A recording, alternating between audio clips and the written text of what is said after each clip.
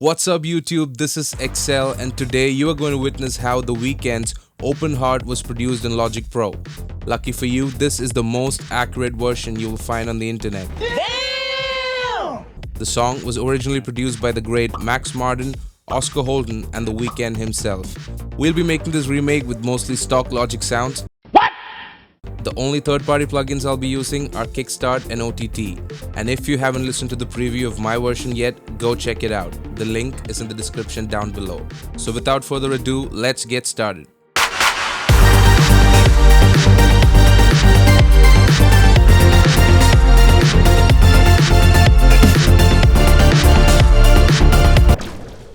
Open Hearts has got that classic Weeknd vibe written all over it. It's got some solid drums, a punchy bass line and some really lush synths.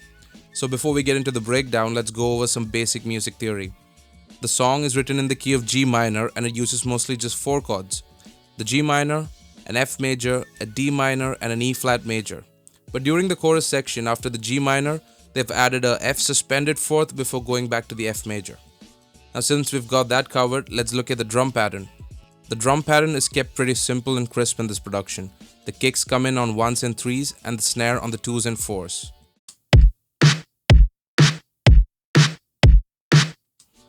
I've layered 2 kicks and 2 snares to get it sounding close to the original.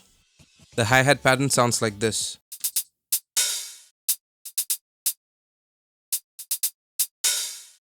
Then there's a ghost snare at the end of every 4 bars which sounds like this.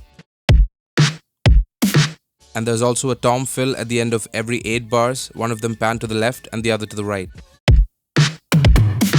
And together they sound like this.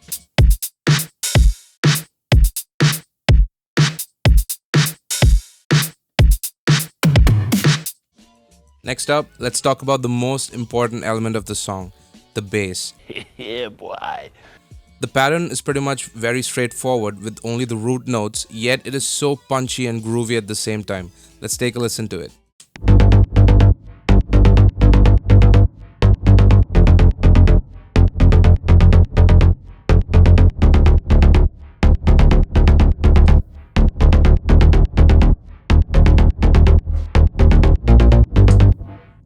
What makes the bass so groovy is the side chaining that's applied to it. And layering different tones is also important to get that thick bass sound. I had to add these many layers since I'm only using stock Logic sounds. Let's hear how the bass sounds together with the drums.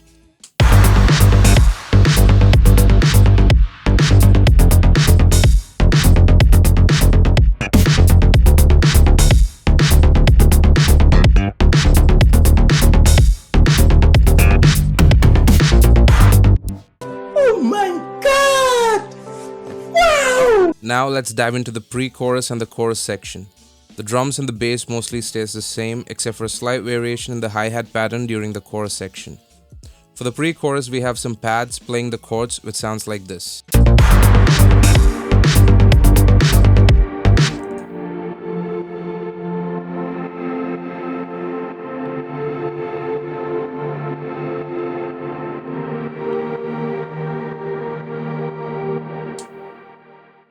For the chorus section, we have more synths coming in. First, there are some synths which are playing the chords side-chained, and it sounds like this.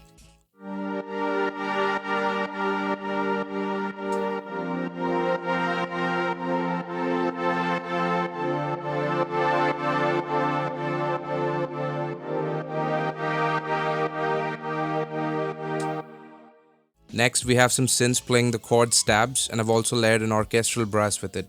And they sound like this.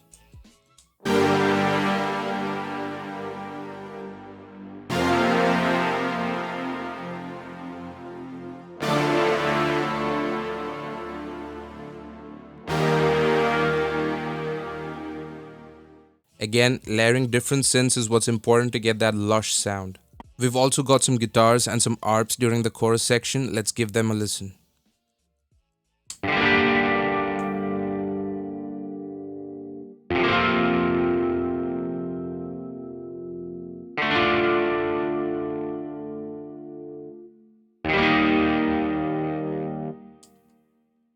Now for the arps.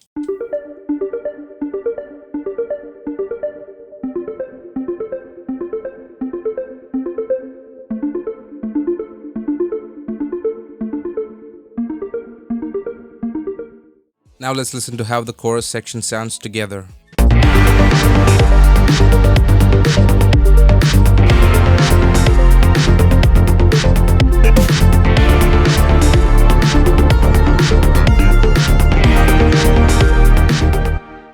And finally, we have the drop section.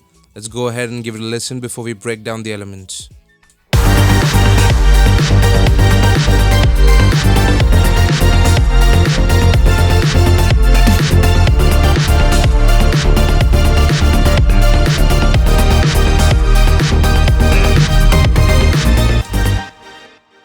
For the drop, we have some new elements. There are some new synths which are playing the chords, which sounds like this.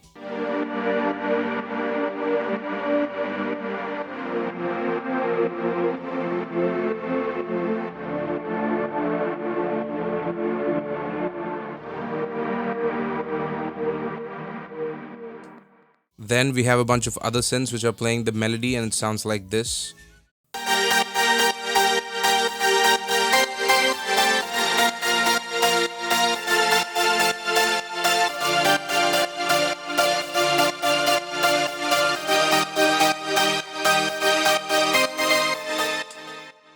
Again, there's a good amount of layering and some sidechaining applied to the chords as well as the drop melody. There are some usual effects like down sweeps, claps with loads of reverb on it going on throughout the track. And interestingly, there's also a slap bass coming in here and there, which is used as an ear candy. And that's it, guys. That's all of it. No! God, please, no! No! I hope you enjoyed the video, and if you did, please don't forget to hit the like and subscribe buttons. Do let me know in the comments which song you would like for me to break down next. See you on the next one.